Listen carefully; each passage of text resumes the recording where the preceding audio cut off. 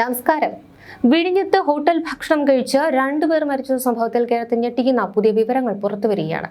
ഇതൊരു സാധാരണ ഭക്ഷ്യ വിഷബാധയല്ല, മറിച്ച് തിരിച്ചറിയാൻ കഴിയാത്ത മറൈൻ ടോക്സിൻ എന്ന അദൃശ്യ വിഷമാണെന്ന നിഗമനത്തിലാണ് ഭക്ഷ്യസുരക്ഷാ വകുപ്പ്. ഹോട്ടലിൽ നിന്ന് പിടിച്ചെടുത്ത ഭക്ഷണത്തിലോ മരിച്ചവരുടെ ശരീരത്തിലോ ബാക്ടീരിയകളുടെ സാന്നിധ്യം കണ്ടെത്താൻ കഴിഞ്ഞിട്ടില്ല.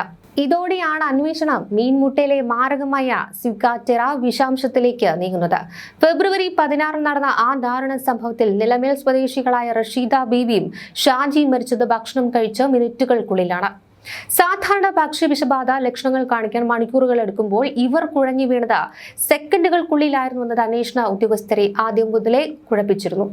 മൈക്രോബയോളജി പരിശോധനയിൽ ബാക്ടീരിയകളുടെ സാന്നിധ്യം കണ്ടെത്താത്തത് ഹോട്ടലിലെ ശുചിത്വക്കുറവല്ല മരണകാരണമെന്ന് വ്യക്തമാക്കുന്നു. പകരം മീൻമുട്ടയിൽ കാണപ്പെടുന്ന സിഗാറ്റെറ പോലുള്ള മറൈൻ ടോക്സിനുകളാണ് വില്ലനായതെന്നാണ് റിപ്പോർട്ടിൽ ചൂണ്ടിക്കാട്ടുന്നത്. കടലിലെ പവിഴപ്പുറ്റുകൾക്ക് സമീപം വളർന്ന ചില പ്രത്യേകതരം പായലുകൾ പുറത്തുവിടുന്ന ഈ വിഷം ചെറിയ മീനുകൾ വഴി വലിയ മീനുകളുടെ ശരീരത്തിലെത്തുന്നു.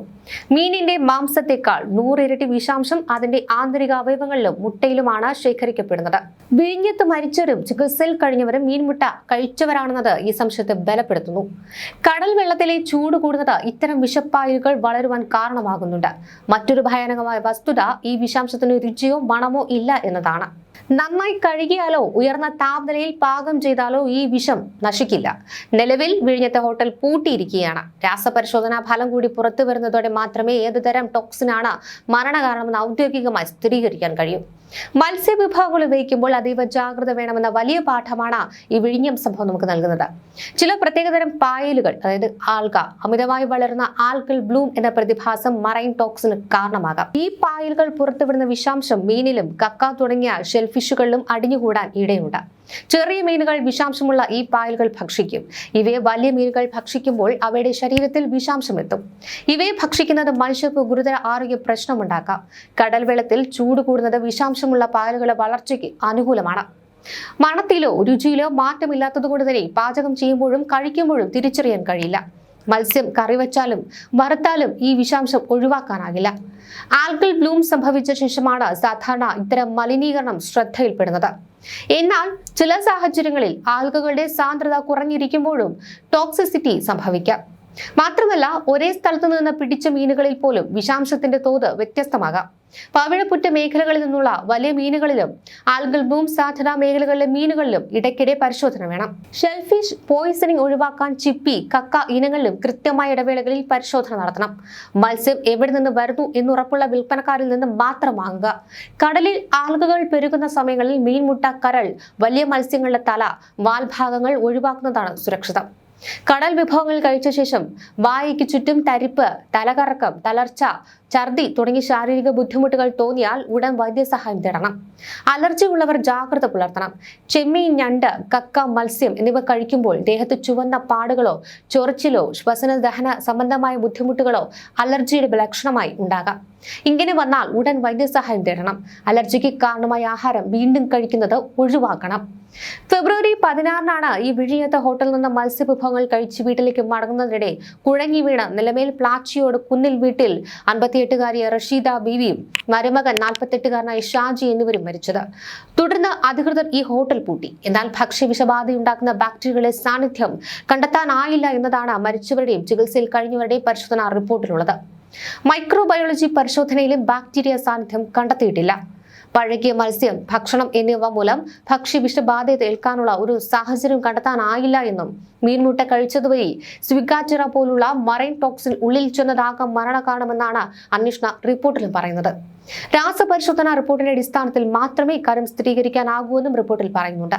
ഹോട്ടൽ തുറന്നു പ്രവർത്തിക്കുവാൻ ഇതുവരെ അനുമതി നൽകിയിട്ടില്ല.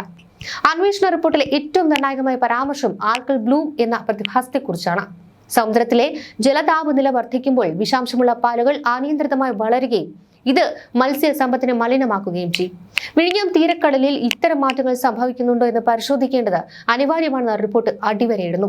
മറ്റൊരു പ്രധാന വശം ഈ പരിശോധനയിലെ പരിമിതികളാണ്. കേരളത്തിലെ നിലവിലെ ലാബ് സംവിധാനങ്ങളിൽ സിഗാറ്റെറ പോലുള്ള മറൈൻ ടോക്സിനുകൾ വേർതിരിച്ചറിയാനുള്ള വെല്ലുവിളികൾ അധികൃതർ നേരിടുന്നുണ്ട്.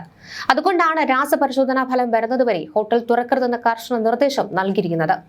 ഇതേ ഹോട്ടലിൽ നിന്ന് ഭക്ഷണം കഴിച്ച മറ്റുള്ളവർക്കും സമാനമായ അസ്വസ്ഥതകൾ ഉണ്ടായെങ്കിലും മീൻമുട്ട കഴിച്ചവർക്ക് അത് മരണകാരണമായത് വിഷത്തിന്റെ ഉയർന്ന സാന്ദ്രത മൂലമാണെന്ന് റിപ്പോർട്ട് വ്യക്തമാക്കുന്നു. ഭക്ഷ്യസുരക്ഷാ വകുപ്പിനെ ലക്ഷ്യമിടുന്നത് വിഴിഞ്ഞം ഹാർബറിലെ മത്സ്യ സാമ്പിളുകളുടെ വിപുലമായ പരിശോധനയിലാണ്. പവിഴപ്പുറ്റുകളുടെ സാന്നിധ്യമുള്ള മേഖലകളിൽ നിന്ന് പിടിക്കുന്ന വലിയ മീനുകൾ, പ്രത്യേകിച്ച് ചെമ്പല്ലി, മോത തുടങ്ങിയവയുടെ വിപണനത്തിൽ പുതിയ പ്രോട്ടോകോൾ ചിലപ്പോൾ വന്നേക്കാം. മീൻമുട്ടയും ആന്തരിക അവയവങ്ങളും നീക്കം ചെയ്ത ശേഷം മാത്രം പാചകം ചെയ്യുക എന്നതടക്കമുള്ള സുരക്ഷാ ബോധവൽക്കരണം വ്യാപിപ്പിക്കുവാനും വകുപ്പിന് പദ്ധതിയുണ്ട്. രാസപരിശോധനാ ഫലം അനുകൂലമായാൽ മാത്രമേ ഹോട്ടൽ ഉടമയ്ക്ക് ഇനി സ്ഥാപനം തുറക്കാൻ കഴിയൂ. അതുവരെ വിഴിഞ്ഞത്തെ ഈ ദുരന്തം കേരളത്തിലെ മത്സ്യവിപണന മേഖലയ്ക്ക് വലിയൊരു ജാഗ്രതാ നിർദ്ദേശമായി തുടരും. ശാസ്ത്രീയ റിപ്പോർട്ടുകൾ പുറത്തുവരുന്നതോടെ സംസ്ഥാനത്തെ മത്സ്യവിപണന നിയമങ്ങളിലെ തന്നെ വലിയ മാറ്റങ്ങൾക്കാണ് വഴിമരുന്നിടുന്നത്. പരിശോധനകൾ ലാബുകളിൽ മാത്രം ഒതുങ്ങാതെ കടലിലേക്കും നീളേണ്ടതുണ്ടെന്ന ആവശ്യമാണ് ഇപ്പോൾ ശക്തമാകുന്നത്. ഈ സംഭവത്തിൽ ഹോട്ടൽ ഉടമയ്ക്കെതിരെയുള്ള നടപടികൾ ഇപ്പോൾ ഒരു നിയമ പ്രതിസന്ധിയിലാണ്. ഭക്ഷണത്തിൽ ബാക്ടീരിയയോ പഴക്കം കണ്ടെത്താനാകാത്ത സാഹചര്യത്തിൽ ഈ പ്രകൃതിദത്തമായ വിഷാംശത്തിന് ഹോട്ടൽ ഉടമയെ എത്രത്തോളം ഉത്തരവാദിയാക്കാവുന്നതിൽ നിയമോപദേശം തേടുകയാണ് അധികൃതർ. എന്നാൽ സുരക്ഷിതമായ സ്രോതസ്സുകളിൽ നിന്ന് മാത്രമേ മത്സ്യം വാങ്ങാവൂ എന്ന നിബന്ധന ലംഘിക്കപ്പെട്ടു എന്നാണ് പ്രധാനമായും പരിശോധിക്കുന്നത്. അന്വേഷണ റിപ്പോർട്ടിന്റെ പശ്ചാത്തലത്തിൽ വിഴിഞ്ഞം ഉൾപ്പെടെയുള്ള തീരങ്ങളിൽ ഫിഷ് ട്രേസബിലിറ്റി സംവിധാനം നടപ്പിലാക്കുവാൻ ആലോചനയുണ്ട്. ഒരു മത്സ്യം എവിടെ നിന്ന് പിടിച്ചു, ഏത് സാഹചര്യത്തിൽ വളർന്നുവെന്ന് കൃത്യമായി രേഖപ്പെടുത്തുന്ന രീതിയാണിത്. കയറ്റുമതി ചെയ്യുന്ന മത്സ്യങ്ങൾക്ക് നിലവിൽ ഈ സംവിധാനമുണ്ടെങ്കിലും ആഭ്യന്തര വിപണിയിൽ ഇത് നിലവിലില്ല. അന്താരാഷ്ട്ര തലത്തിൽ സ്വീകാര്യത വിഷബാധ റിപ്പോർട്ട് ചെയ്യപ്പെടുന്ന മേഖലകളിൽ വിൽക്കുന്ന മത്സ്യങ്ങളിൽ പ്രത്യേക ലേബലിംഗ് നിർബന്ധമാണ്. സമാനമായ രീതി കേരളത്തിൽ നടപ്പിലാക്കണമെന്ന നിർദ്ദേശം ആ റിപ്പോർട്ടിലുണ്ട്. പ്രത്യേകിച്ച് ആൽഗൽ ബ്ലൂം സാധ്യതയുള്ള സമയങ്ങളിൽ തീരദേശത്തു നിന്നുള്ള മീൻമുട്ട വിപണനം താൽക്കാലികമായി നിരോധിക്കുവാനുള്ള സാധ്യതയും തള്ളിക്കളയാനാകില്ല.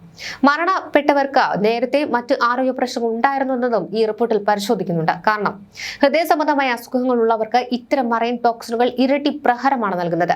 ഈ കേസിലെ രാസപരിശോധനാ ഫലം വരാനിരിക്കുന്ന വലിയൊരു സുരക്ഷാ ഓഡിറ്റിംഗിന്റെ ആദ്യ പടിയായിരിക്കും. വിഴിഞ്ഞത്തെ ഹോട്ടൽ ഇപ്പോഴും അടഞ്ഞു തന്നെ കിടക്കുകയാണ്. അത് നൽകുന്ന സൂചന വ്യക്തമാണ്. ലാഭം മാത്രമല്ല, വിളമ്പുന്ന ഭക്ഷണത്തിന്റെ ഓരോ തരിയും സുരക്ഷിതമാണെന്ന് ഉറപ്പുവരുത്തുവാൻ വ്യാപാരികൾ ബാധ്യസ്ഥരാണ്.